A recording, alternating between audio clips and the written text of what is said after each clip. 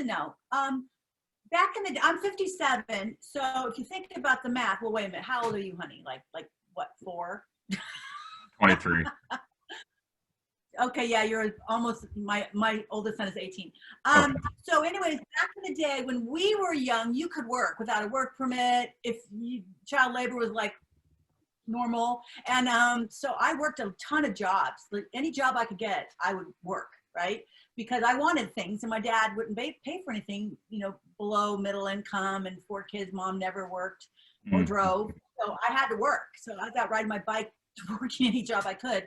So by the time I was 18, my sister Michelle was doing Scarface. And yeah, so I was like, I've tried all these jobs. I got bored with them easy because I could, once you perfect something, you're no longer interested in, and you just want to, move on. So I thought, hey, I want to try this thing called acting. And she goes, hey, okay, hold on. Don't think about headshots or an agent or anything. Get your butt into an acting workshop first to see if you're even interested in it. And I was like, okay. Well, long story short, I sucked at it from the moment I started. I couldn't memorize my lines. I stuttered. I turned red.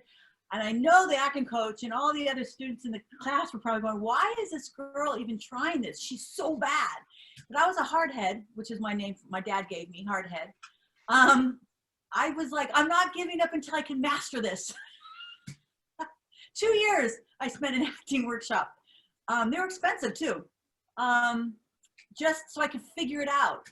And I never figured it out, to be honest with you. And to this day, I still think I suck, maybe just a little bit better at it. But I was able to at least score a job. But the nervousness and I still have the imposter disease. I still think that they accidentally hired me. They meant to hire the girl behind me, but they pushed the wrong button and I got hired. Well, even before Michelle being in Scarface, did it inspire you at all? Like when she was in Grease 2 or Hollywood Nights or even anything before that? Like, did you take notice of that? Well, yeah, I thought it was really cool. I mean, I was in school, right? And it's kind of cool when your sister's on TV. I remember we all sat around what we used to call the boob tube, and we didn't have rewind. We didn't have VCRs, nothing. So you had to be there to watch her. And her first thing was, I think, a Max Factor commercial. Okay. So you had to be there watching TV to see her commercial. And if I'd yell, she's on, by the time your sister or somebody, my other sister or my brother ran in or whatever, she was off the TV. You're like, you missed it, right? So when she was on Fantasy Island and she had one line, who's that man? Yeah. That was you'd think that our family and all the neighbors won the lotto. We were all crowded around the TV watching to watch her say, who's that man? So that was cool. On Hollywood Nights, I visited her on the set. My little sister and I, Lori, visited her. They let us be background. They call us atmosphere, where we walked in the background.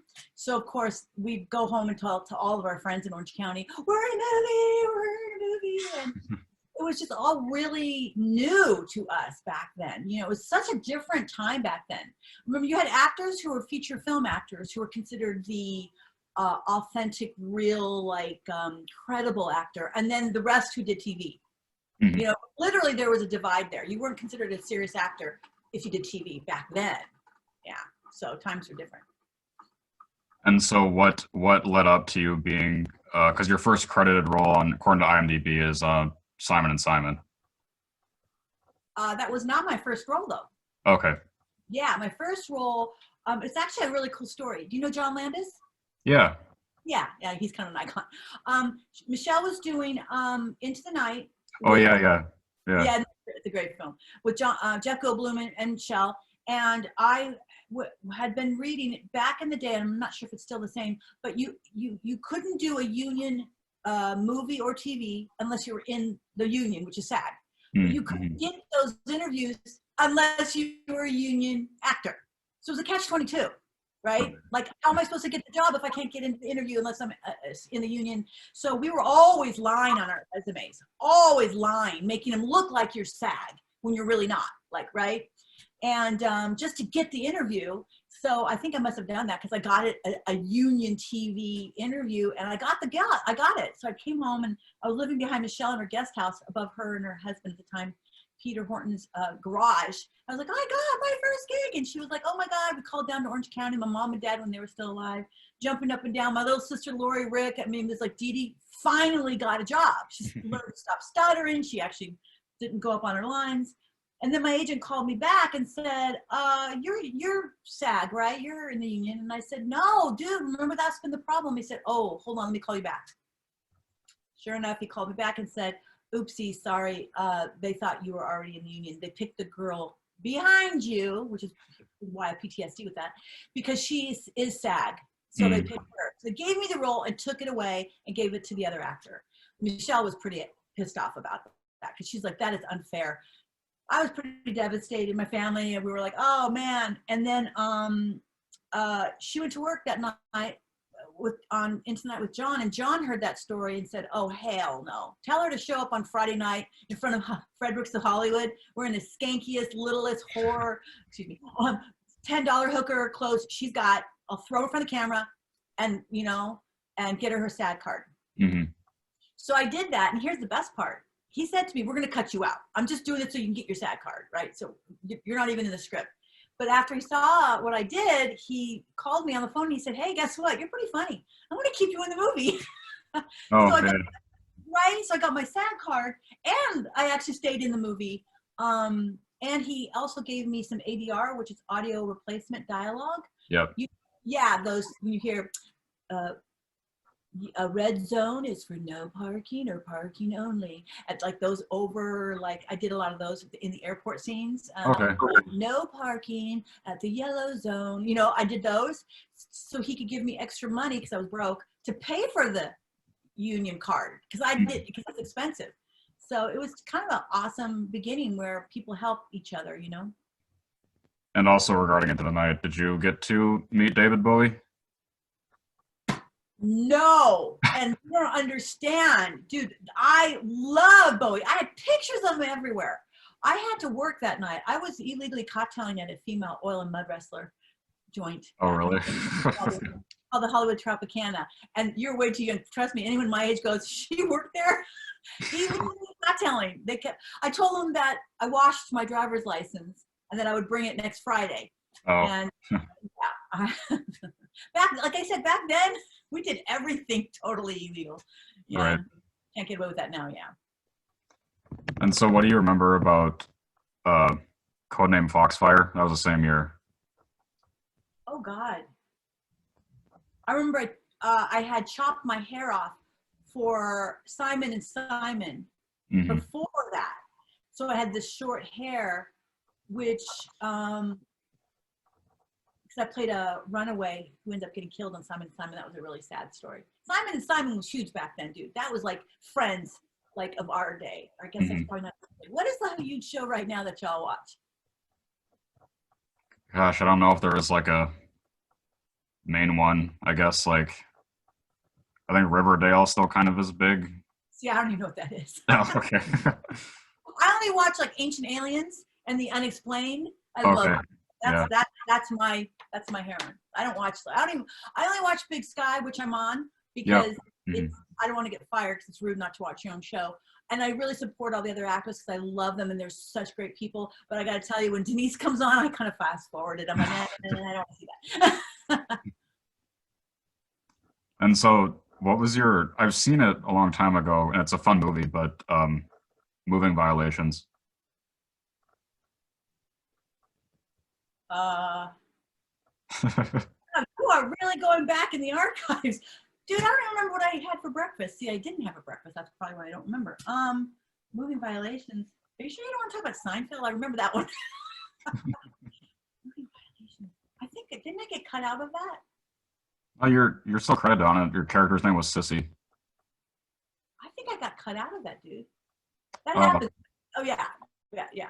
I remember my parents went, Moving Violations. I think I got cut out of that. Yeah, I should probably take that off my resume. I think I was cut off. If somebody wants to Instagram me and correct me, please, because I think that I got cut out of that. And I remember my mom and my dad went to a movie that I was in years ago, and I think it was Moving Violations, and they watched the thing twice, and they said, Dieter, we didn't see you. And it was then I found out that they had cut me out. They didn't tell you then. You know, they didn't, yeah. They just cut you out and you figured it out when you went to the movie theater. So. Well, because I was going to ask if you remembered working on that movie, like with Wendy Joe Sperber, because she was in that. I don't think Yeah, there were a lot of people in that. I'm pretty sure that was the movie. I went to the set to do my wardrobe fitting, and they all started whispering behind my back, and then somebody came up to me and said, someone forgot to tell you that your part was cut out. Oh, it's interesting, huh? I could be wrong though, but I would need to Google it, but then I'd have to get on this, I'd have to leave this chat with you, so. Okay. It says I was sissy. I don't remember. Yeah. What else was in that? I'm totally asking you. Bill Murray's brother, Don Cheadle. Yeah, Wendy Jo. Yeah. Are there any pictures of me in it? No. Yeah, I think I was cut out. Okay. Well, there you go. Hey, Chris, thank you for, I'm gonna have to check that out after I get off this interview with you if somebody asks me again. You're very thorough at your young age. Look at you doing your homework. Well, I'm actually a fan of these movies and stuff too. So I actually just watched, because Tough Love is on YouTube. Oh, Tough Love, yeah, with Jason Patrick. Yep. And so how was that like for you stepping in? Because that was your first lead role in something.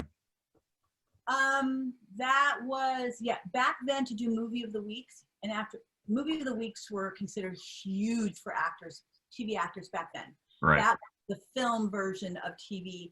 And like I said, the TV actors worked over here and the feature film actors worked over there. So to get a movie of the week was huge. So, and that was Jason Patrick's breakout role. Yep. Yeah. And I had worked before that. So it was really exciting for me. I was young and excited, and it was a great role. Mm-hmm. You know what's really fun about that role was the interview, because I'm dyslexic and I misunderstand things, and it wasn't until I went to community college that they detected that I actually have learning disabilities. I just thought it was stupid growing up, and they pretty much put me in the dummy reading group with Bobby who ate paste. I'm an advocate for Bobby who eats paste, those who eat paste. Back then you could eat paste, then right now I wouldn't do it. But the thing is that uh-oh, I just got off track. My social worker hat, I just put my social worker hat on and got distracted. I just graduated with my social work degree. For Your Love. Sorry, Tough Love. She was such a troubled role. I had gotten the I'd gotten the right information on the character, but I had read it wrong. I flipped everything. Oh. Right? So I went in with like a pink sweater and my hair all up and soft makeup. And if you know my role, she's nothing like that. No. She's into drugs. She's a troublemaker. She's really struggling. She's having, she's not that cat. And so I went in, and I remember the casting looking at me like, oh my God, this girl is just wrong. And I looked down at it at that point, and then I realized, oh no, it was before I walked in. I saw all the other girls in the waiting room, and they're all in black and leather and, all this stuff, black liner. And I'm sitting there going, oh my God, did I do it again? And I looked down and I reread it, and sure enough, I flipped everything. So I was like, okay, I'm going in looking like Molly Ringwald, pink and 16 candles, and reading up against Sid Vicious or whatever. So I was like, wow, okay. So I walked in there. He looked at me. I looked at him, and he turned his back on me. He goes, "You ready? Like, just go ahead and read. I'm not going to waste my time with you." And I said, "Yeah, in a minute." And he looked at me like, "Where's the attitude?" And I took my hair and I took it out and I switched it around. And I took my sweater and I ran around and then I closed the door. I go, "Yeah, now I'm ready." And he goes, like, "Oh," and then I did it right. Just on a dime. We got a lot of attitude like Kristen had, and an FU attitude, that whole thing. And then he was like, huh, wow, okay. He goes, you're dressed all wrong for this role. I said, yeah. I figured that at the last minute in the waiting room. He goes, I want you to come back and read for the producers. But to change. I go, yeah, I got my leather at home and my jeans and stuff. But see how like you can take a minute and change it, the trajectory of it. If I had given into it and been like, oh, well, I dress wrong, I'll just go in there and let this guy turn his back on me. But I was like, no, I'm going to give myself the best shot in this room to get this role. And that's how I got Tough Love. And was that, this is sure it's obvious to ask, but was that daunting to work with Lee Remick and Bruce Dern as one of your first big things? I'm not going to say daunting as much as it was exciting. Okay. In my generation, these were just icons. Right. And it was really, it was flattering is what it was. You know what I mean? It was like, I got to play with the big boys. I got a seat at the table with the big boys. And because I was so young and so insecure, I never took that personal. Again, I kept thinking they had to have hired the wrong person again, the imposter syndrome, right? I think that's probably why I was so loyal to the craft in the sense of my character and what I was doing, because I focused too much on the outside. Like, I'm working with these icons. I wouldn't be able to speak and start stuttering again and turn red and go up on my lines and go home crying. So I just really focused on my work because otherwise it was just too scary. But yeah, I have been really fortunate, Chris, to work with so many amazing actors, like from the older generation to the new generation, you know, and everything in between. And sometimes interviews like this give me the opportunity to stop and reflect on that. Thank you. Oh, yeah, you're welcome. Yeah, sometimes I just go through my life being a single mom working and feeding the Canadian pigeons on the balcony because I'm in quarantine right now. 2-week quarantine again, COVID. Well, because I noticed with other interviews with you that people hadn't really asked you about your 80s stuff in detail like this. Yeah. I know, you got me. Moving violations. I gotta let me write that down. Yeah. Well, if you look at like the years that I've been doing it, it's like I'm shocked I remember anything that I did. Because I also am pretty good about being in the moment, and then when it's back there, I kind of forget about it, which is not good. Which is not good when people like you ask me a question, because then I get stuck babbling. Well, I was talking to Helene, who was your friend in that movie. She said that you were dating Salil Moon Frye's brother at that time. Sean? Oh, Sean, yeah. Yes, I was. Wow. Oh my God. Chris, you are really good. You have been married 3 times since then, and a lot of boyfriends in between. You're just pulling him out of the woodwork. Yes, I did him. He was very sweet. Well, because I was going to ask if, outside of that, if there was any like real life attraction with you and Jason, or were you just on set only? I thought he was really handsome, really cute. But no, I guess I was dating, like you know my history more than I do. Yeah, I'm really loyal. When I'm with somebody, I have blinders on. So, and I know that, you know, Jason and I being the leads, it was really about work, you know. Right. He had a lot riding on it because the production company, the network, and everyone right now knew that they had discovered, like, you know, a huge talent with him. So he had a strong work ethic, as I did too. Yeah. And so the same year when you were on the Midnight Hour, that had to have been such a fun thing to work on. Here we go. Okay, that's a vampire. You know, I've done a lot of horror movies. Is that the vampire one? Yeah, with Sherry Belafonte and Peter W. Yeah. I found out, I know, because sometimes, you know, Midnight Hour, a lot of the horror show, I get confused on the titles. They often change the titles afterwards, so I think of it one way. So that was super fun because it was on that movie with Sherry. Oh my God, we had so much fun on that movie. I discovered on that movie that I had vertigo. Actually, or was it Vamp? Well, it was the beginnings of my discovery of my vertigo on that movie, because we had to go down the staircase with our hands, you know, like a zombie, you know, and look forward. And I kept falling forward and grabbing the rail, and they kept saying, "No, Dedee, you're a vampire, or whatever. You know, you're not supposed to be conscious of falling. And I was like, but I'm going to fall. And I didn't realize at that time that, because if you've ever done that, walk downstairs without holding on to something and look forward, if you lose your balance, they say it has to do with your ears and your vertigo. So it's all these horror movies that I discovered that, because, so that was hard. So I would step forward, looking forward, and kick the back of the stair with my heel going down so that I had my footing so I wouldn't go forward. And on Vamp, when I was on the side of the building with Dar Robertson holding me on the side and pushed me up and over the side of the building when I'm supposedly climbing over it, I also discovered I had bad vertigo, because I looked over the side of the building and I almost went off. Oh. Yeah, and Dar goes, this girl has vertigo. And I'm like, oh, I'm wondering if that's why on that other movie when I was going down the stairs. And he's like, yeah. He goes, keep her away from the edges. She's going to spin and go off. So, yeah. And with Midnight Hour, was there someone that you were closest to more than anybody else? Like, I know Lee Montgomery and I love you. Yeah, obviously Peter and LeVar. Oh yeah. Honestly, he and I got along really well. I love him. He called me, I think he called me Dedee Miss Baby Miss, and I called him LeVar Miss Baby Miss.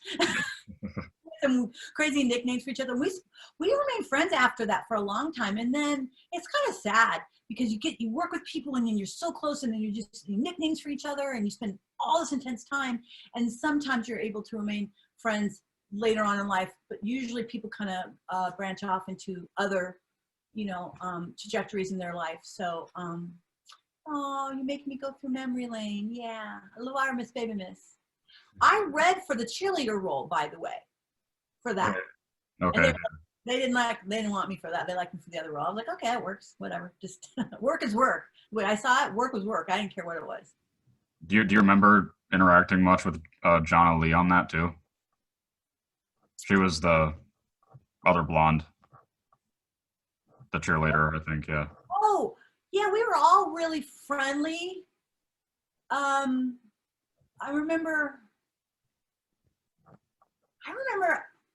just remember us laughing a lot.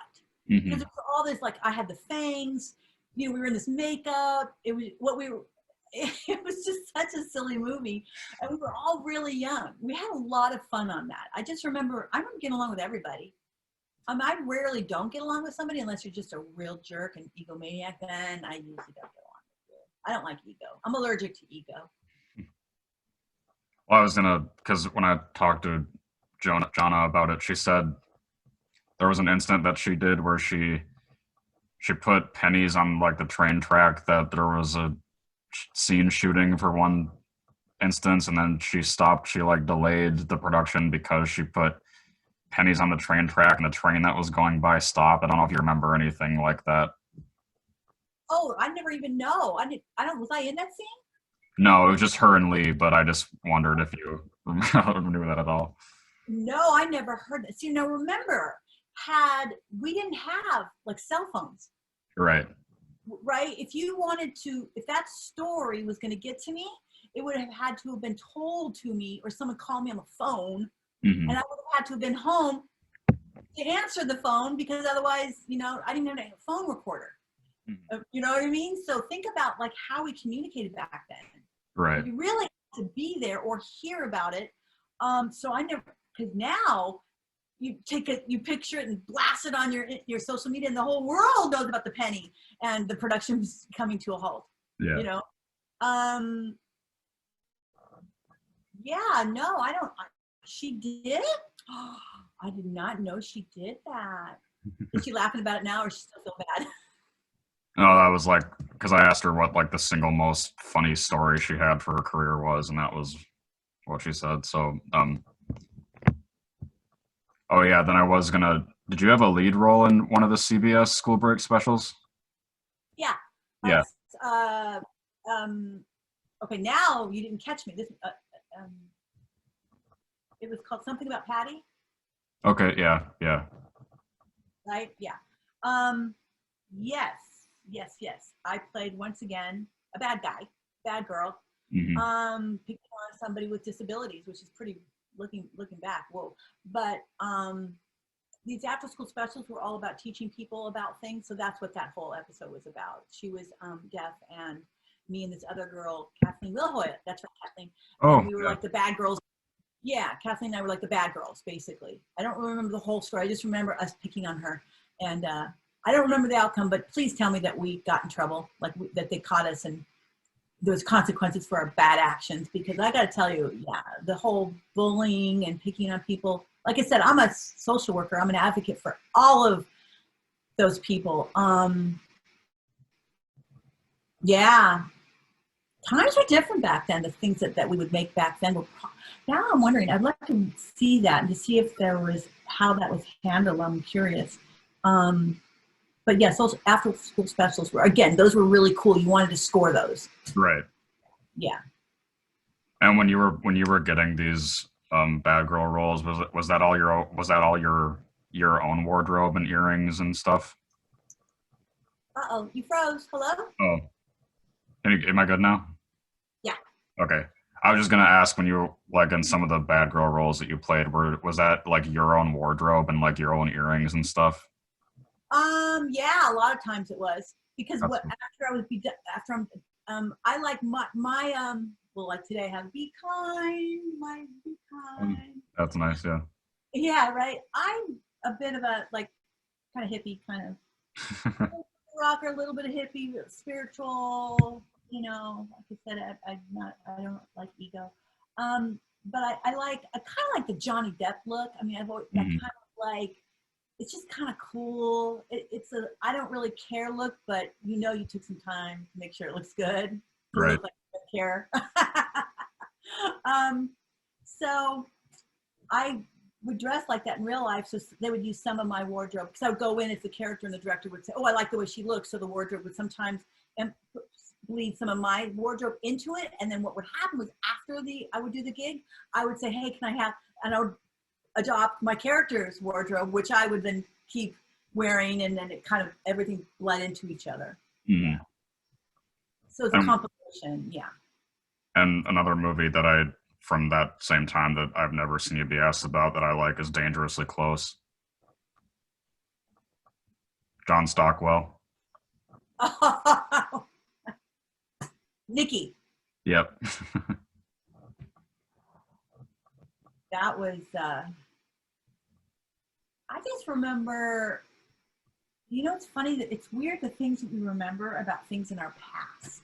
hmm I just remember not liking my hair.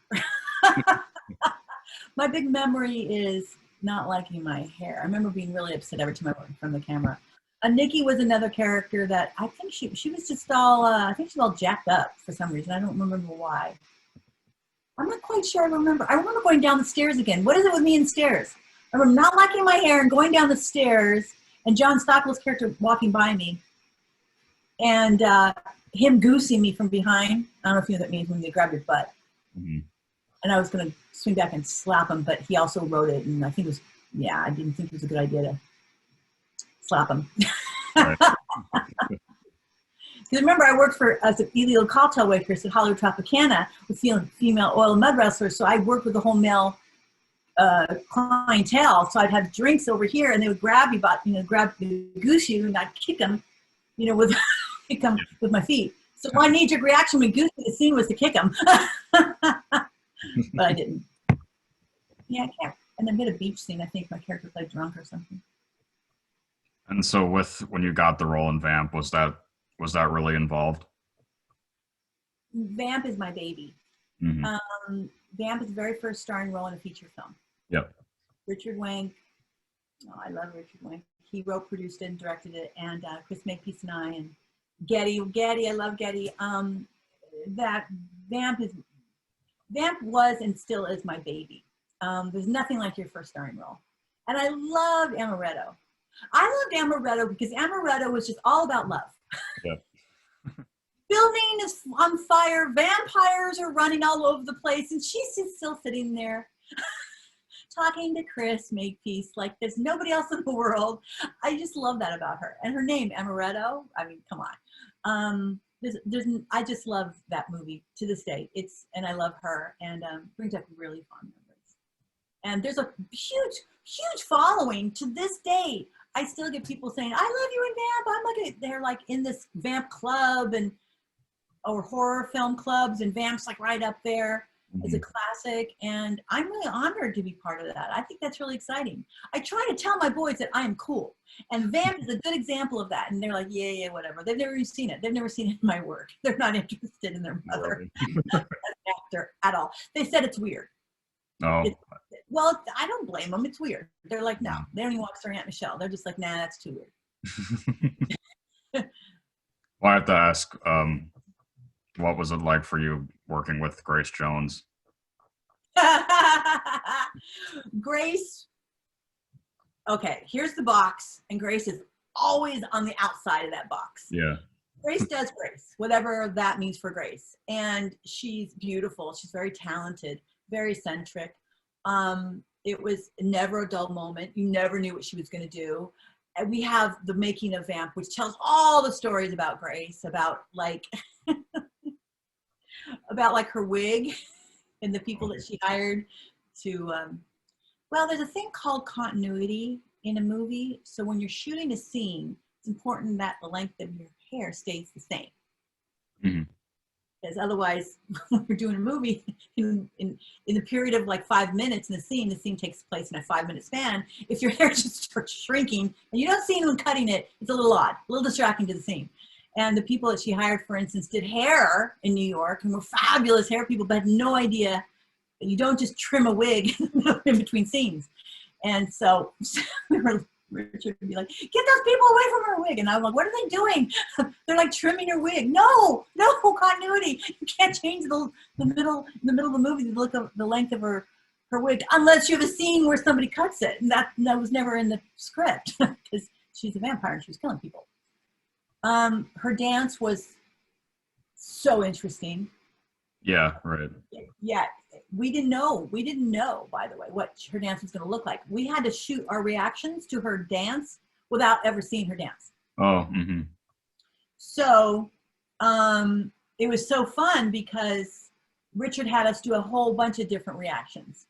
And then when we actually saw it, he had to go back and get some more reactions because our reactions didn't match that. Because we were like, literally, we were like, what was that, right? Which again made it so interesting. It makes it just so special. Like, who else in the history of feature filmmaking, especially horror films, has a striptease like that? Right. I mean, right? I think it's cool. And I think that she actually looked scary when she was all made up and everything. Well, yeah, and she would cut. I think the whole thing too is like we didn't know what she was going to look like. Mm-hmm. Like, so we were sitting there waiting on the set, and we had to wait a lot, and that's a whole nother story. Watch the making of Vamp, you'll hear. We did a lot of waiting. We would shoot other scenes that we were not rehearsed to do or scheduled to do, just to keep filming because, well, she took her some time to come out with her outfit, which sometimes was a coil here and a coil here and a coil right on the sweet spot down there, and then a coil here and a coil here, and maybe one around her neck. That's it. And we were like, it took you 4 hours to put on 5 coils. And what is this outfit? It's just coils. So again, we'd be going. And she came out one time yelling, "Where's my vibrator?" And crashed into the sound cart, and they both went down. And I think someone said she even had the vibrator in her hand with the cord, and all you saw was her and the guy in the sound cart go down in her hand, and the vibrator hanging up. I wasn't there. I missed that. See, I missed that. I missed the good stuff. The penny on the chain track. I missed that. I missed the vibrator in the sound cart and her going down. I will say this: I like the way that she had fun. It was very clear to her, you're not doing brain surgery. Mm-hmm. You know, whereas I was like, I'm a serious actress, and why she messed? This is not funny, and we need to take this serious. I'm far more like Grace now than I was before. Was that difficult for you to shoot that kind of final scene where she's holding you and about to bite your neck, and Chris has the arrow? And I think something happened, if I remember correctly. I think that I remember thinking she's going to kill me. I just remember that. I thought, okay, there's pretend, which is filmmaking, and then there's real. And sometimes those two things bled into each other in the making of Vamp, right? And so I thought, oh, you're going to have this woman here's the box, and she's way outside of it. Hold me by the neck. Yeah. What if she just forgets that it's a movie and, is a method actor or something? So oddly enough, I don't remember her being rough. Actually, I remember being actually pretty easy. I remember her handshake being really feminine. Because I thought, sure, her when I met her, that she was just going to twist my fingers into pretzels. I remember thinking, that's her handshake? Girl, come on, you can do better than that, right? I think she may have pulled my hair. So I don't remember. That's a good question. The movie was a big movie to make. We had sidewalks caving in when we had a truck going down the sidewalks cave in. We had homeless people experiencing homelessness steal my car in the middle of the night. Oh. People getting sick. Everyone, this nasty flu that kneecapped everybody, was just, people were like not showing up to work. Grace not coming out of the dressing room. Wigs disappearing on screen from major haircuts. Vibrators flying into the sound cart, and Chris and I were losing weight because it was a pretty grueling shoot. That, I was living on coffee, cigarettes, and M&Ms. That was like my diet. So we were falling out of our costumes. Like the wardrobe people were constantly sewing like inches in all the time, because every day we'd show up and be like, I lost more weight, which is a good thing. I look really cute in that movie. I look thin. And do you have any idea whatever happened to Chris?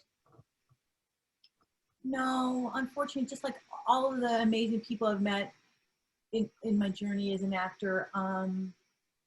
Last time I heard, he was actually in Canada, and I'm in Canada. I should look him up. I'm right now in Canada doing Big Sky. Last time I heard, he went back to Canada, I think. Yeah, he was Canadian. And now being here, I've been in Canada quite a few times filming.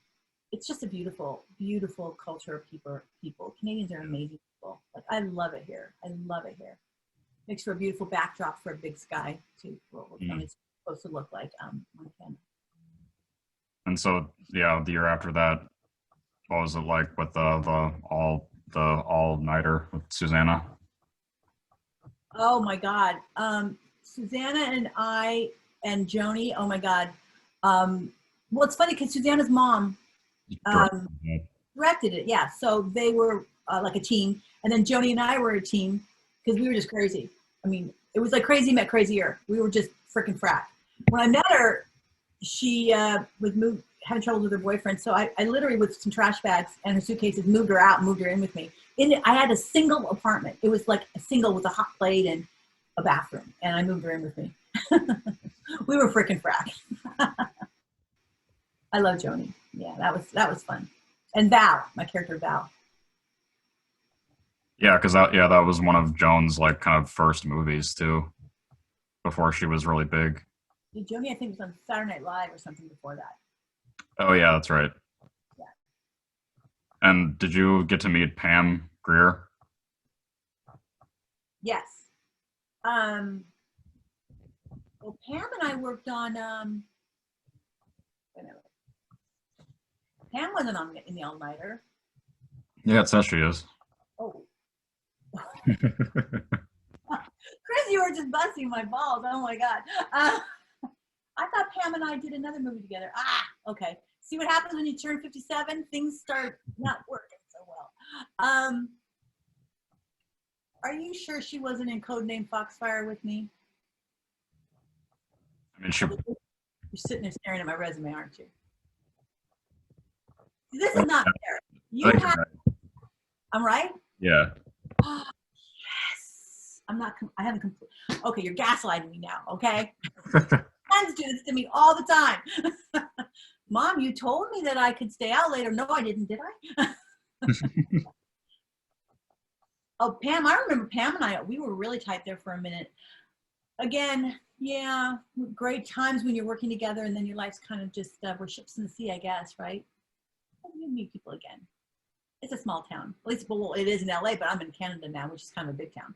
Right? I'm in quarantine, so I'm not going anywhere, so I'm not going to meet anybody. Right. Well, did you stay friends with Susanna at all? well, we're not enemies. Yeah. He had an ex-boyfriend named Lewis, who was in the band, Lewis and Clark in the movie. And Oh. Lewis and I started dating, so. Oh. So we were never enemies. And I was thinking, I was like, girl, he's your ex-boyfriend, but she still didn't like it. And now looking back, that was pretty, pretty rotten of me. But I'm like, hey man, the title wasn't boyfriend, it was ex-boyfriend. So for Right. me, free game. And so he and I lived together for a bit. So it wasn't just a you know, we lived together for a bit and then that didn't work out. And then I can just ask this now, but I read in another interview. I didn't read it exactly because I didn't want to like spoil it for myself. But what's the embarrassing thing you have with Jack Nicholson when you met him? I am known for making such an ass of myself. And a part of that is because when I get nervous, I decide to eat or drink something. Oh. Like, don't do that. Like, and yet I do it. Like, so anyways, Shell was, which is Eastwick. And Okay. yeah, and I just got on the plane and I went to her trailer and there he was. And I was like, oh, hey, nice to meet you. Nice to meet you. And I'm thinking, oh my God, Jack Nicholson is sitting right there. And then she goes, oh, I'll be right back. I'm going to get my makeup done. I'll be back. So she leaves me alone with him. And I don't ever, ever leave me alone to my own resources because I will inevitably embarrass myself. So we were talking and she had adopted a cat and she named it Darren. And I had said, oh, and so I started babbling. I said, that's a stupid name for a cat. And he said, oh, really? Oh, I thought it was a good name. That's the name of my character. I'm like, oh, no, that's a bad name. I mean, it's a great name. You know, so of course I'm backpedaling. And then I thought, okay, Dedee, just shut up. So I took a bite of apple because that makes a lot of sense, right? And what do you think happens? Yes, I could see you smiling. It went down my windpipe. I start choking. Like literally a chunk of apple in my windpipe. I start turning red. And he goes, you okay? And I'm like, yeah, let me go. So I run into the bathroom, basically give myself a Heimlich. Calm down, swallow the apple chunk. And now I'm red and sweaty. And I'm thinking, I'm not going to come out of this bathroom. I'm just going to stay in this bathroom until my sister comes back. I'm not going back out there. It's just going to get worse. So he goes, are you okay? I'm like, yeah, I'm okay. So I come back out and I calm down a little bit. And my sister comes back and then he leaves and I told her what happened and she's laughing her ass off. I'm like, it's not funny. And then so later on, when we got back to the hotel, he said he likes you a lot. He thinks you have a lot of idiosyncrasies. I was like, I'm sure he does. Yeah. So, yeah, he's a nice guy, man. Mm-hmm. That guy is like a dude, like a real authentic dude. That's cool. Yeah. I just think and after that, like we'd go to movies together and he'd hang out with the crew and have a beer with them after work. And you know what I mean? He's just a real dude. He was not into the Hollywood thing at all. And I just like love that. To me, like being a younger actor at the time and being around people like that, and the Lee Remicks and the Bruce Sterns, and the Piper Lauries, and oh my God, the list goes on. Michael Douglas. I mean, it goes on and on. All the people I've been around. Jerry Seinfeld. There you go. You know, when you're around people who just really love doing what they're doing, but they're not into the Hollywood thing. To me, that is cool, right? Because I'm not an actor to do the Hollywood thing. No. Right. No, I do it because, like, right now, I have a social worker degree. I just finished with 10 years to get a social worker degree. And then I got this gig on Big Sky. So, of course, I'm like, oh, my God, I should be out helping people right now, especially during the pandemic. And yet, getting this gig on Big Sky gave me the opportunity to financially take care of my children and help people in a different way, help by entertaining them once a week. Right. Right. And I thought, hey, that's okay for now. Because eventually I want to bridge together my social worker degree and my fan base, my awesome fan base. One day and help people on a larger scale, you know, maybe through a talk show environment or something like that. But for now, entertaining people, I think is therapeutic. And we do need to check out every once in a while during these really difficult times. And I get to be a part of that. And I'm really honored to be a part of that. Right. Yeah. Well, I was really happy to see that you were on social media too, that I could try and contact, because I didn't think you would be. My boys were like, I said, honey, I have to do social media. I'm not into social media. My boys really aren't either. And we don't do selfies. Mm. Just don't do any of that stuff that everyone else does in the millennium. I mean, they do it a little, but they're not crazy about it. And so when I did the show here, and they were like, "Oh, we want to start doing promos for Big Sky. What social media does she use?" And I actually had to get a publicist too. I don't even have an agent, dude. I really just took off for 10 years and went to school. Yeah. Yeah, I don't even have an agent. I have a manager who's like, "Oh, we're back in front of the cameras." I'm like, "That's what it looks like, dude. Let's go." So I said to my publicist, I think that social media is good on some levels and dangerous on others. So I said, I want to do as little as possible, but I do want to make sure that I do my part in my publicity on the show. And for anybody who's still following me, say, hey, give a shout out and say thank you for, investing and liking me, still. So I did Instagram, no Facebook, no Twitter, just Instagram, Dedee Pfeiffer Official. And I told my boys I'm doing social media, and they're like, oh no, oh my God. They're like, don't get on your soapbox and don't get political and don't embarrass us. And I'm like, so I have very specific rules. I'm allowed to behave on my Instagram. So I hold back a lot because I have a 15-year-old and 18-year-old who won't talk to me anymore if I embarrass them. But when you reached out to me, it was so sweet. So I immediately went to Turkey. Of course I have a publicist named Turkey, and I said, oh my God, he's so sweet. Let's do a show, or he's got a show. Let's do it. So Yeah, that was really yeah, and I probably didn't respond to you because I don't know how yet. Okay. Yeah, I was wondering. Sure. I unfriended somebody by accident who was one of Catherine's fans, and she said to unfriend me. I'm not Catherine, because I thought I was following Catherine, the girl leading the show, and I thought I don't know what I did, but I unfriended her when she literally said, please don't unfriend me, and I did. Out there, I'm so sorry. I feel still so bad. This is why my boys don't trust me, because I don't know what I'm doing. But I try. I do try. I post pictures of animals and stuff. Mm. Well, because you have a cockatoo, right? Pandora, Panny, yes. Scars all over my hands. She used me as a human chew toy the first year we got her. She didn't understand me. I didn't understand her. No. But now she loves me. Yeah. Mm-hmm. So I do want to. I'm sorry? What were we going to say? She's a rescue. She can't fly. She's got a broken wing. Oh, okay. Mm-hmm. All of our animals are rescues. And we think she's got like a broken voice box, which is good and bad. She came to, when we rescued her, she said, hello, and hello, pretty bird. Mm-hmm. And bird. hello, pretty bird, and yeah. We got her to say hi a little bit, and I've gotten her to say I love you. We've had her for like 3-4 years now, almost 5. And she not speaking, but she tries. So I think there's something also wrong with her voice box, because at this point she's supposed to be speaking. She makes up for it. She doesn't need to speak because she just bites you. She tells you exactly how it is.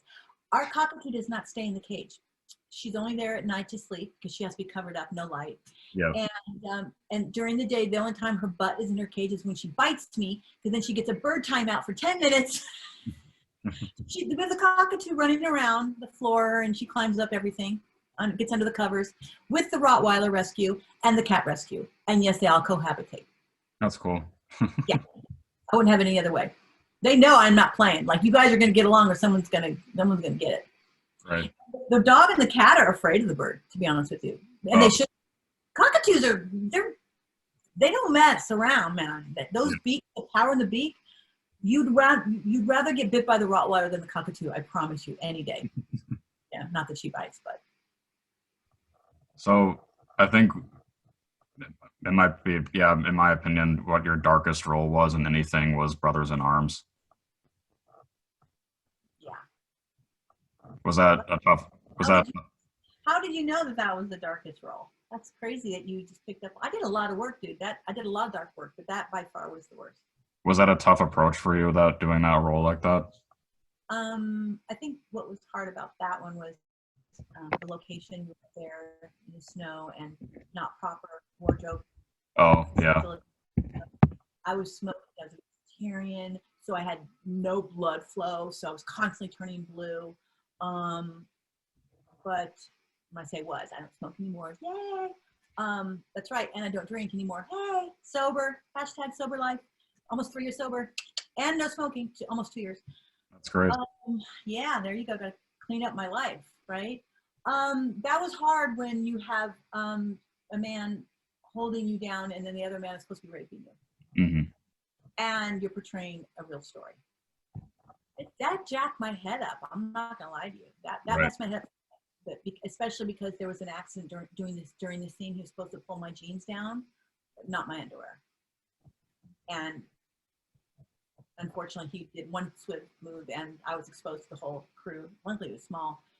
And the other actor, who I to this day love, he was also being, held back by one of the other brothers. He saw it and he threw his body over me.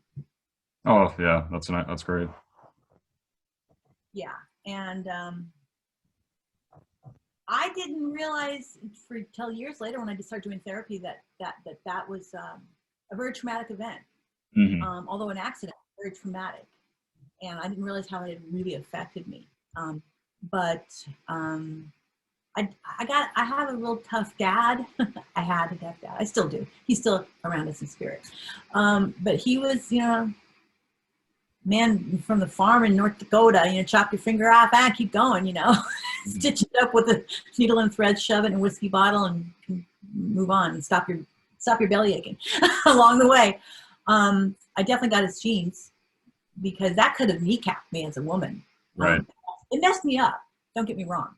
And then there was a lot of traumatic events I've had in my life, that I had to eventually address. And thank God I did.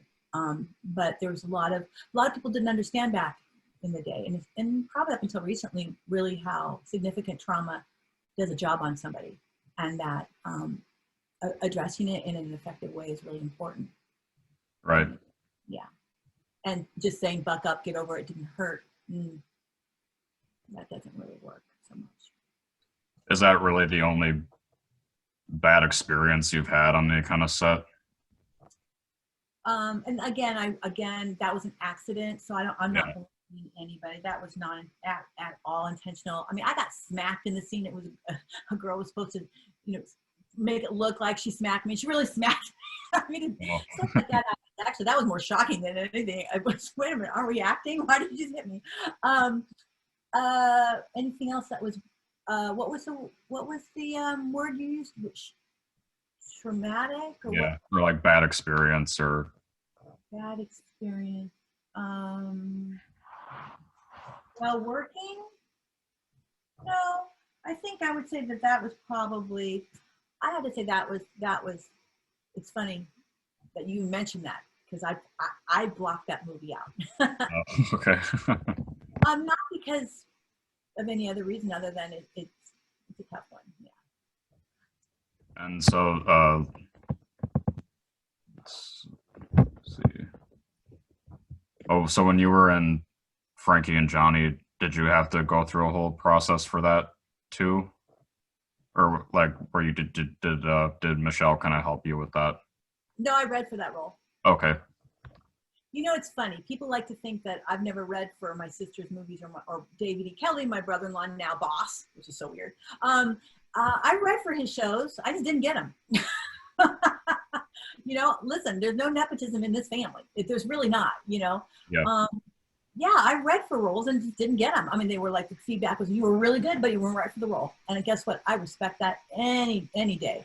I read for Frankie and Johnny and I got it. And it's funny because I think the director was reading me like, let's just, I don't think she's probably right for it, even though I'm her sister and I was playing her cousin. But I read and he said to my sister, oh shit, she's actually really right for this. So that, it was kind of like the John Landis thing. I'm going to give her a break. Let's get her SAG card, clip it out, and then move her along. But then luckily the integrity of my work spoke for itself. And John was like, well, no, I got to keep this little scene in with this little $10 hooker. She's funny. And that I think happened when I went and read for Frankie and Johnny. And Up Close and Personal, same thing, read for it. And I like to ask this with any actor. Is there anything that you had the chance to audition for or potentially be a part of that, like some really iconic movie or TV series back then?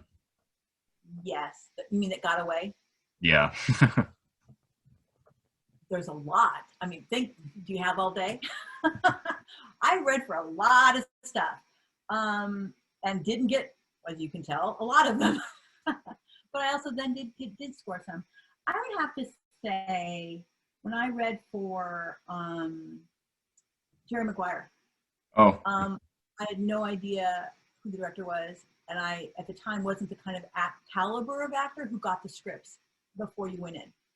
You had to be a certain caliber of actor to get the scripts before you went into interview back then. So all I got were the sides, which was just the scene that's called the scene you're gonna read. So I rehearsed the scene, I went in and I read for it, and the director was like, oh my God,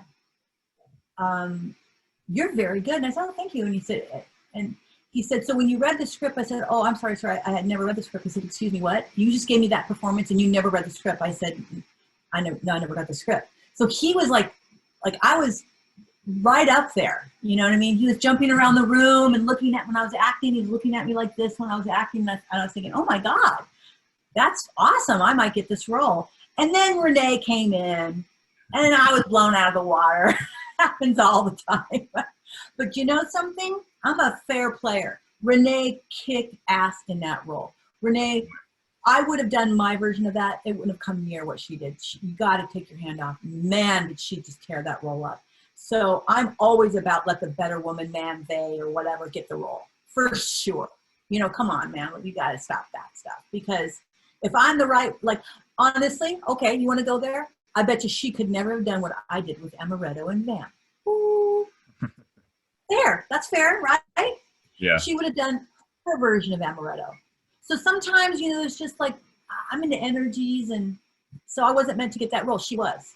And that's okay, because the trajectory of my life went in the path that it did. It would have been different had I gotten that role. And I like where I am right now. So I say, hey, that's cool. But I would say that one. Okay. Because I didn't know how big that damn interview was until after the movie came out. And I went, what? I got close to that role? Oh, that one hurts. That one hurts, because that was a great role. I didn't know, though, because I'd never read the script. I only had the sides. So, was there anything in the 80s that was like really major, like any John Hughes movies or? I read for all of those too, didn't get them. Oh, that's cool. I was always like, second best was like my title.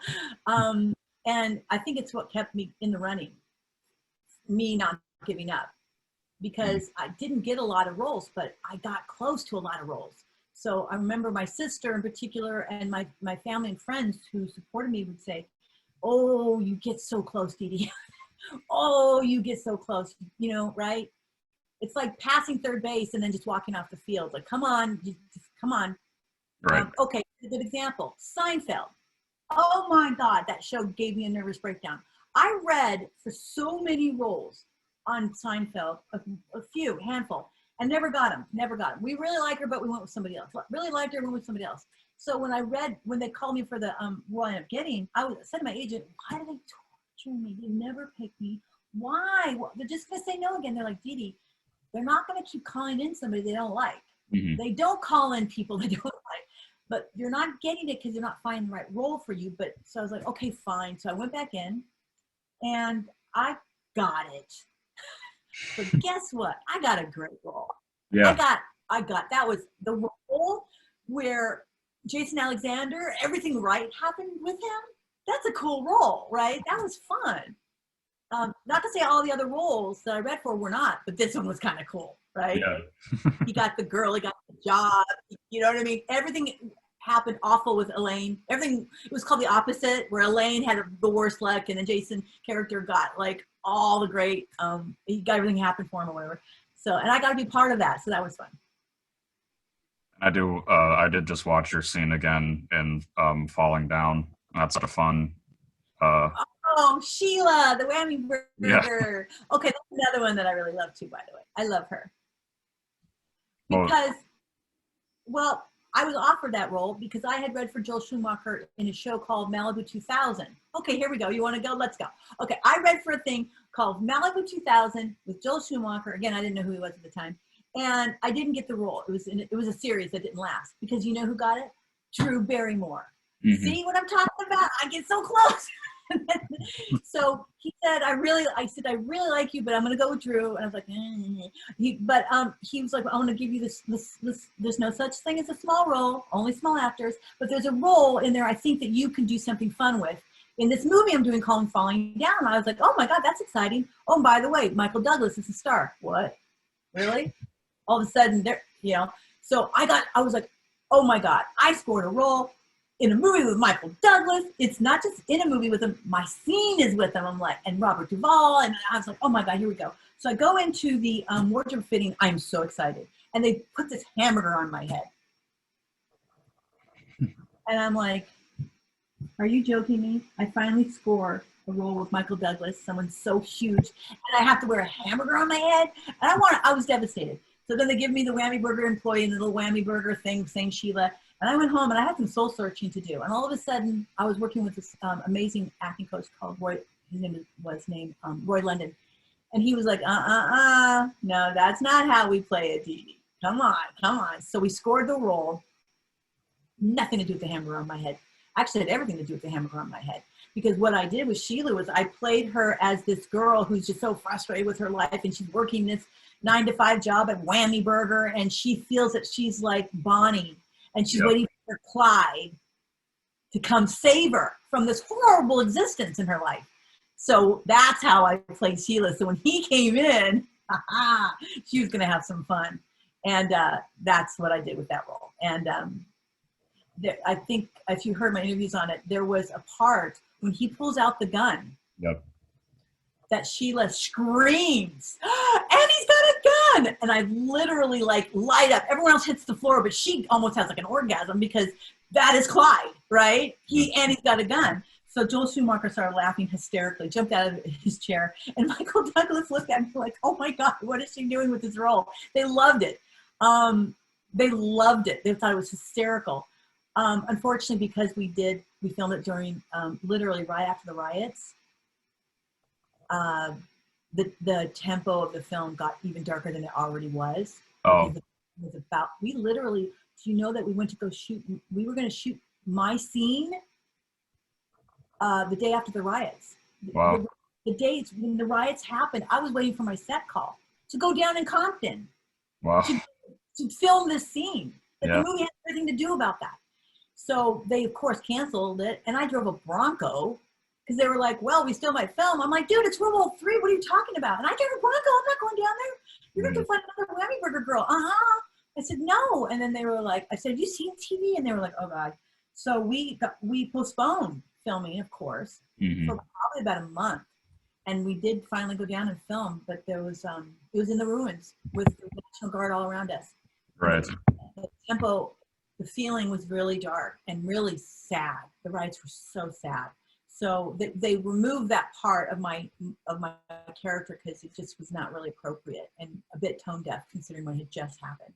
Right. But yeah, lots of stories around that one. Yeah. And that same year, because everybody else I've talked to that was on Murder, She Wrote had like a nice story with it. Did you have anything that stands out to you about that? It's what on Murder, She Wrote? Yeah. Angela Lansbury, again, was another one of those where I just sat back in awe. Like, am I working with her? Again, imposter syndrome. They must have picked the wrong actor. I can't believe I'm sitting here with her, right? I'm not worthy enough to be working with her. Classy. Amazing. Oh, class and integrity and kindness and compassion. Just, again, I'm so fortunate to have worked with people with all these qualities that I want people to say that I have as well, right? They're the asshole actors who are all about ego and all that, and then there are the Angela Lansburys. And I promise you, I just really want to be known and seen and one day remembered as that caliber of class and talent. And you know what I love about her? She was like, yeah, I'm old, whatever. She had a big card with all of her dialogue written right next to the camera. Oh. She's read it. You don't apologize for it. She goes, yep, that's what you do when you get older. So I sometimes do cheat sheets. I write my lines in between my because I can't have a big card. So I write my lines sometimes in between my hands because I'm getting older too. That's why I didn't remember half what you're talking about. So it happens, you age, and it's not that I don't learn my lines. I just sometimes can't remember them. Like I can't remember half the work I did. including movie violations, which I still think I wasn't in. But I will write my lines in between my fingers sometimes, or on little posties on Denise's computer. You'll see a lot of posties on my computer. They're my lines. Oh, really? Yeah. That's fun. And it's not that I'm lazy. It's just that it's not sticking in there like it used to. I can pull out another obscure one that I didn't know about until like looking you up, but it sounds interesting. I'm Running Cool. Oh, Andy Divoff. Yeah. I played a girl with disabilities, a physical disability, biker. We did that in Florida. That was we worked with real bikers on that. Mm-hmm. And you know, it's so funny because of course the stereotype is, oh my God, we're gonna work with bikers. We're gonna, you know, it's gonna be dangerous and scary and awful. They were amazing. Again, a great group of people. I hope they weren't doing anything illegal or bad behind my back because it made me look like a jerk. But to me, anyways, and the crew, they were fantastic, very respectful, appreciative to be in the movie. Interesting group of guys, yeah. Yeah, I would just watch them and talk to them to learn, you know, about that for my character. She wasn't a biker. She became the biker. Yeah. with her physical disability, which is kind of fun. Yep. And okay, so yeah, there was you had the lead role in Sky is Falling, which is a cool movie that I wish more people knew about. Thank you for saying that. I do love that The Sky is Falling. That was Claudia Wells, actually. She not Claudia Wells, I'm sorry, that was the girl, my friend who was in Back to the Future. Claudia, the director and writer. Fantastic role. Emily, right? Yep. This is worse than one of my final exams at UCLA, dude. Oh my God. Did I get a B at least? I like that role because there's a little bit of Emily in all of us when you're just having a really bad, like a black cloud is just following you around and you can't shake it. It's just like, here you are in your life, going through your life, and here's this black cloud. It's just shitting on you and shitting on you and shitting on you. And I think that's why it's such a great movie, because all of us can kind of relate to her at some point in our lives, right? Where you just go, wow, I need to get rid of this black cloud in my life. What is going on? Yeah. Yeah, I love that. I love that movie. What was that like for you working with Terry Garr too? Oh my God, that's right. Again, class act. Mm-hmm. I have to say, now looking back, I think about all these people I've worked with. I'm just so humble to say and I'm just so lucky to have been privileged to work with these people. She again was so. I love watching her. Oh my God, she would do this thing in the scene, which I love. When the character playing her ex-husband would come. She said that she'd be like, "Oh, hello, how are you? Nice to see you again." And I looked at her, I said, like, "What are you doing?" And she goes, "When you get older, your neck gets this gobble gobble thing going." So I think her character was like, didn't want to look like she was aging in front of her ex, because no one wants to look like shit in front of your ex, right? So she'd be like, "Hello, what's going on?" Right? So I find myself doing that now, and I remember her doing that now. I'm kind of like, so yeah, this is a really great interview. Yeah. Just gotta hide the gobble gobble any way you can. That's what I call it. Beautiful woman, inside and out, and talented. My God. And right. Again, I got to play her daughter. I mean, wow. Lucky me. I got slapped with the lucky stick. I really did. Many times. Actually, right before I reached out to you, because I'd never seen it, I watched the Meatloaf TV movie. Oh, to hell and back, right? Yeah.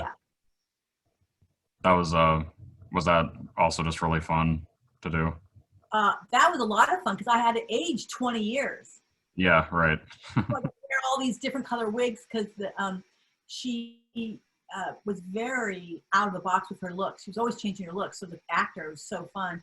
And Earl played Meatloaf. He was so great. So, Earl also worked with Cameron Diaz. Yeah.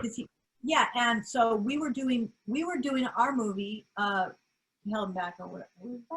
That one what ended up calling it? They changed it. What did they call it? It's To Hell and Back. Yeah. But I think they changed it. Yeah. We were doing that, and in the next studio over, Cameron Diaz was doing Mission Impossible, is that it? Oh yeah, yeah. No, Charlie's Angels, sorry. She was Yeah. doing Charlie's Angels. And he kept saying, you remind me of Cammie. You totally remind me of her. You ever met her? I said, no, I've never met her. But when I was younger and blonde, people would say, before she was huge, she was a huge model and kind of out interviewing. And I'd have makeup artists and people say, you remind me a lot of Cameron Diaz. And I was like, oh, I don't know who she is. Bam! Mask comes out, which I did not read for. Did not read for that. And I saw her, and even I said, oh, she kind of does remind me of me, but I don't look like her. I wish I did. I mean, I'm not going to say I look like her. I could do not even best makeup to make me look like her. She's gorgeous. But her energy, she's just got this energy. I went, oh my God, she and I are cut from the same cloth when it comes from energy. So when he said this years later, I was like, oh yes, she's got quite the career. And he goes, right? And then he goes, she's working next door. Do you want to, sorry, my phone's ringing. And it could be the immigration because they will check to make sure that you're in quarantine. Oh. The time I was doing the interview with my friend Chris. So he goes, let's go meet her. I said, I'd love to meet her. So I went to go meet her. At that point, I had a bob red wig on, but normally I was blonde, right? She's blonde as well, but she was wearing a short black wig because she was doing something in Charlie's Angels where she was dressed as a man. And I had and here I am with this red wig, and we finally met each other. She goes, oh, I've heard a lot about you. I go, I've heard a lot about you. And I go, we look nothing like. She goes, well, you're a redhead. I go, you look like a man. It was just like when we finally met, we looked nothing like the way we normally look, right? Which are both blondes. And so that was fun. Really sweet girl. But Earl we had a lot of fun doing that. It was a lot of fun playing, rock and roll, that whole thing. Yeah. Was anybody that was involved with Meatloaf in reality involved in that? Yeah, well, I met he and his wife. Well, I met her. They were separated. So I met her, lovely woman, and Earl had met. Actually, I don't think I met him. I never met him. Earl met him, and I met his ex. So to try to get some kind of reference on, out of respect, because we're playing people who, it was fun for me to play because they were really like in love at that time. It was just this rock and roll romance. So it was really fun, the journey that they went on. Mm-hmm. Yeah. And I might have just missed it, but I hadn't really seen it in interviews either. People really ask you about being on Friends. I get that a lot, yeah. Okay. I certainly get that before I get movie violations, which I promise you I still don't think I was in. Now I'm obsessed with that. I have to find out.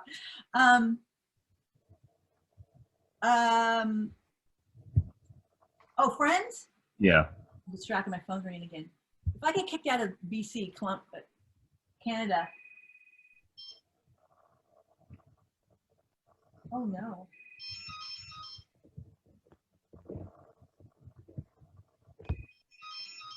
What does that mean? I need to go. I have to buzz this person in downstairs. Okay. I can just pause this. Is that okay? Yeah. So sorry. Yeah. Sorry. So. Hi. Sorry about that. Do you want to tell everybody what happened? Go. I mean, Dedee had to go for a second because immigration was calling. Yeah, but in Canada, they make sure that you're in your quarantine. They don't mess around. And I didn't want to get kicked out of Canada because I don't think the producers of Big Sky would appreciate that. Oh, yeah, so I was asking about Friends. Friends. Oh, yes. Okay. That's another one where I swear to you, imposter syndrome. I was breastfeeding my 3-month-old son, who's now 18. Oh, wow. It's a long time ago. Out in the waiting room, not in public. I had the whole blanket over him, no one knew what I was doing. And my son's dad was there too, and literally gave my son to my husband at the time to burp him, went in and read for the role. Oh, wait. I'm sorry, that was Friends. That's Friends. Never mind. That was the story of Friends. That's how I got Friends. Yeah. Seinfeld. Are we talking about Seinfeld? No, Friends. Oh, Friends. Yeah, okay, I'll carry on. So, God, I get distracted easy. It's quarantine brain. I'm telling you, you're not supposed to be by yourself for 14 days straight. This is not normal. So, yeah, that's what happened. I went in and I read for the role of the pediatrician.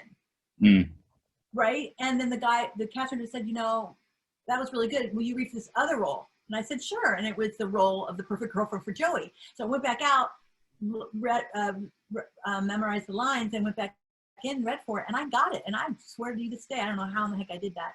I took the curtain call on Friends with my 3-month-old son, Braxton. You will never remember that. I think it was really funny, actually, because the night that we filmed in front of the live audience, Lisa Kudrow had her twins, so she knew the whole breastfeeding thing, and you know, where the other two, Jennifer and Courtney hadn't had kids yet, but they were all over Braxton. So Braxton fell asleep, so I couldn't breastfeed him, and you wouldn't know this because you're young and you're a dude, but you get engorged, so my breasts started getting engorged throughout the night, and I swear to God, like, I think it was Lisa, one of them looked over and were like, what is going on? And the wardrobe people were like, oh my God, I'm just getting bigger and bigger and bigger and bigger. You know, as the scene went on, and there was nothing I could do because my kid fell asleep and I didn't have a pump. So by the time I got to the scene, I was just like all so my character looked good. They cut the scene down to like nothing, which is fine because I just, me and my boobs ended up being a little bit on there, but I was on there. I didn't get completely cut out that time. Mm-hmm. And it was fun working with them. They're a machine, just like Seinfeld. They're like a machine. Like they know what they're doing, man. They're good at it.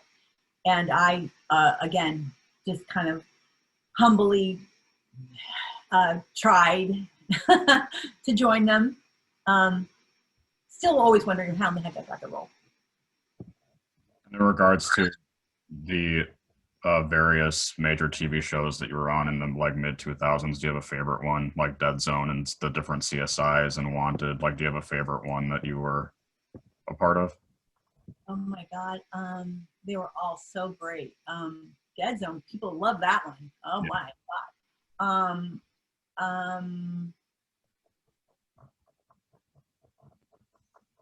I think the CSI one where I played the swinger girl I think that was fun, and I'll tell you why. When I read the script and it said that she had her sex toys in the dishwasher, I don't know why I love that. I just thought that was, and it wasn't meant to be funny. It was just meant to be, that's what they do. And I was in the dishwasher. I don't know why that sticks out in my head. That one, I thought that was fun. When the detectives found her sex toys and dishwasher. I don't know why I love that scene. And I got to work with Doug Savant in that one, right? Oh yeah. I did 2 CSIs. Yeah, it was the first one was I played a killer person. Doug and I did Red Surf with George Clooney. Yep. Yeah.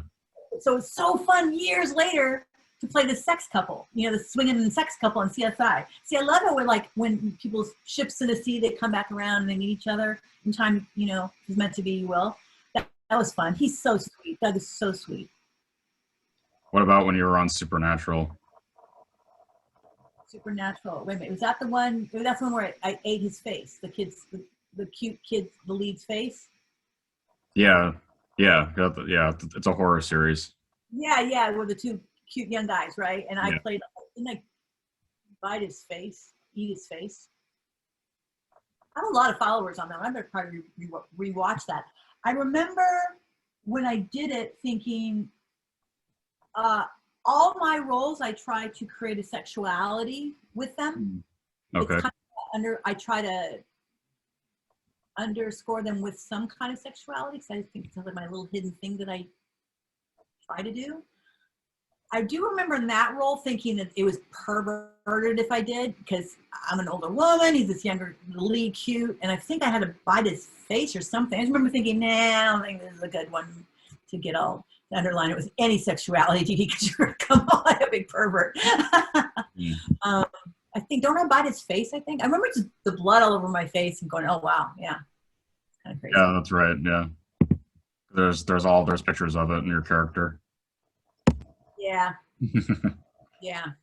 I'm not a big fan of blood, and I think it's probably why I maybe block some of those projects out. Are you? Because since you've been in a lot of horror stuff, are you a fan of the genre or no? Yes, yeah, absolutely. But I don't like gore. Like. Oh, right.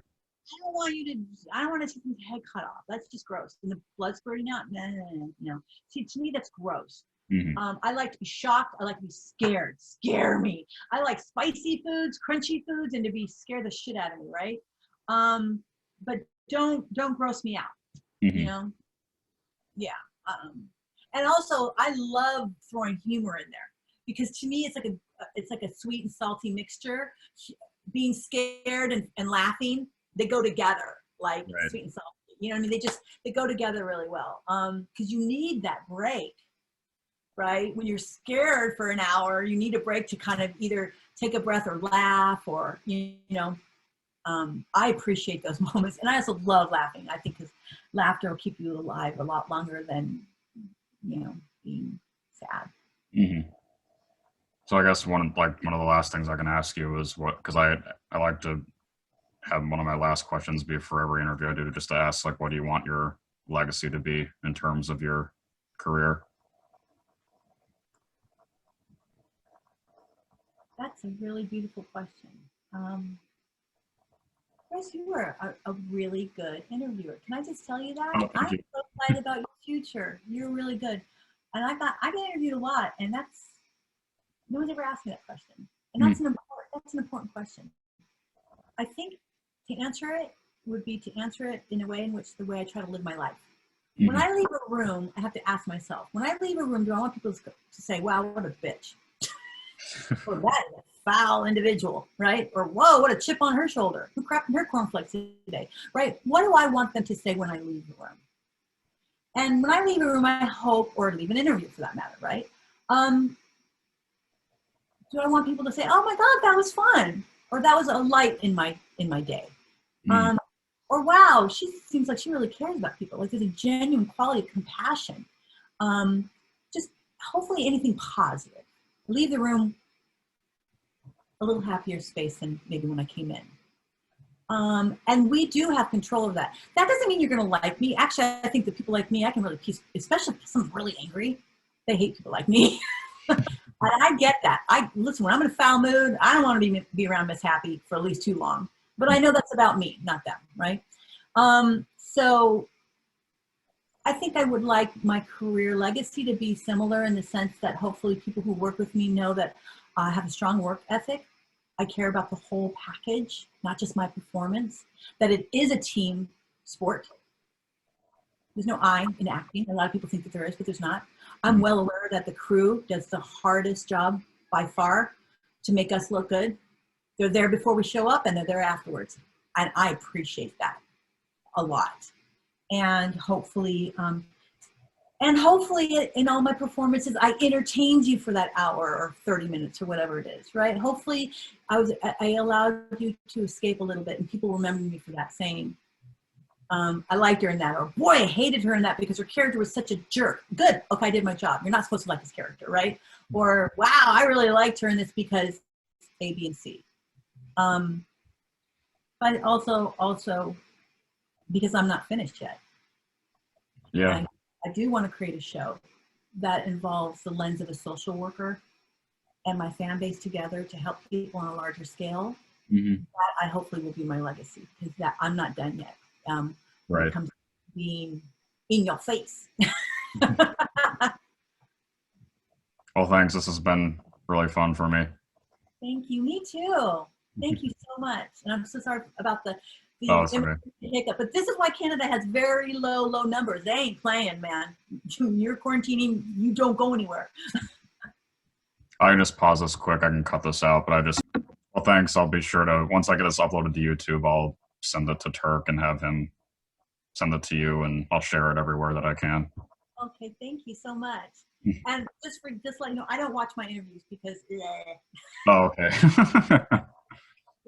no, I've never, and I don't watch my own work. Like I said, I fast forward Denise. It's Right. not what I want to see when I watch Big Sky at all. Mm. Well, thank you so much, Chris. You're a doll, and I wish you all the luck with your future career as an interviewer. And Turk said you had an amazing voice, and he's right. Oh, thank you. Yeah, you're cute as hell. So keep it up. Keep interviewing. You're doing great. Thanks.